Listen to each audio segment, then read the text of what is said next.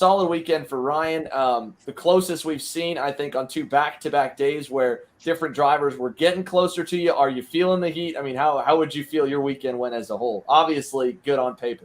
Well, it was good on paper, and I mean, it's nice to be able to race everybody, and I think everybody's kind of catching up now. And yeah, it wasn't our compared to other races, it wasn't our fastest race, but it definitely, it was fun racing with some of these like great drivers out there. I mean, racing with Marin and Diego Cantecha and everybody else, and just being able to battle with everybody. It's fun. That racetrack's really fun. So, yeah, I mean, they're catching up. I think my time's coming at some point here, so it's fun while it lasts. But yeah, you just got to keep pushing as hard as you can because at some point, somebody's gonna best you at one of these. Track itself too, it has a lot of different like kind of sectors. There's certain places on the racetrack you drive almost differently. You have to attack turns 1 and 2 pretty heavy, and then you go to some of the sections where you're kind of a little bit easier going through. Different styles fared. Ryan, obviously, we talked about different guys being closer to you, but you could see that, and I want to play one clip before we come to you. This is from Saturday with Diego Cantecha. There were definitely parts of the racetrack, especially that last sector where the hairpins,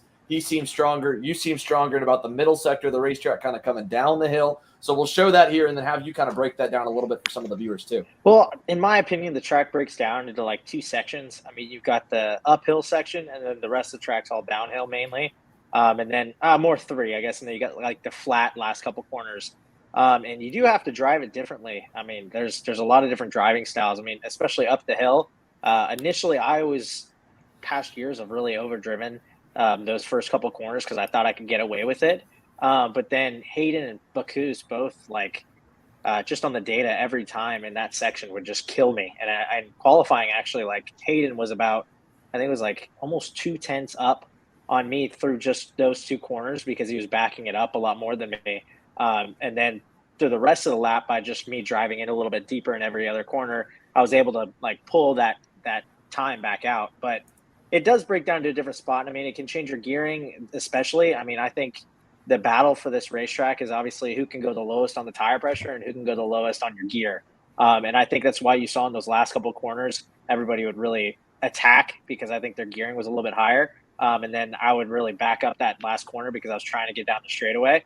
And that really allowed me to, pull down the straight. But yeah, I mean, it's a tale of 2 different racetracks. I mean, you have to be easy going up the hill, in my opinion, and then pretty tough going down.